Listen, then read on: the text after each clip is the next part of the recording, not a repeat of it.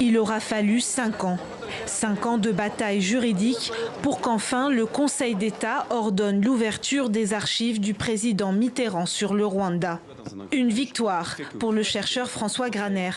L'auteur du célèbre « L'État français et le génocide des Tutsis au Rwanda » sera le seul autorisé à y avoir accès.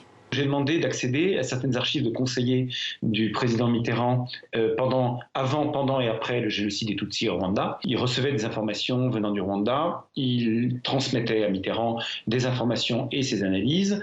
Mitterrand lui donnait ses ordres. Ça concerne les affaires étrangères, le ministère de la Défense, donc le service historique de la Défense, des armées, etc. Le fait d'avoir des archives permettra de préciser, de nuancer, de comprendre bien qui savait quoi exactement à quel moment, quelle personne a fait quoi. Donc d'aller vraiment rentrer dans le détail précis, c'est vraiment du travail de fond.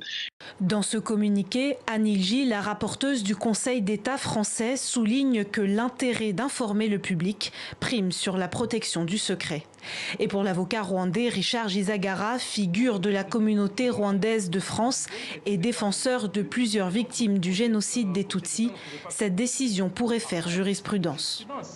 Il n'y a pas de raison à ce que d'autres chercheurs qui remplissent les mêmes conditions que M. Graner ne puissent pas bénéficier de ces décisions. Donc c'est vraiment un grand jour pour ceux qui sont épris de justice et ceux qui veulent connaître la vérité sur ce qui s'est passé, sur les implications donc, de la France dans le génocide commis contre le Tutsi.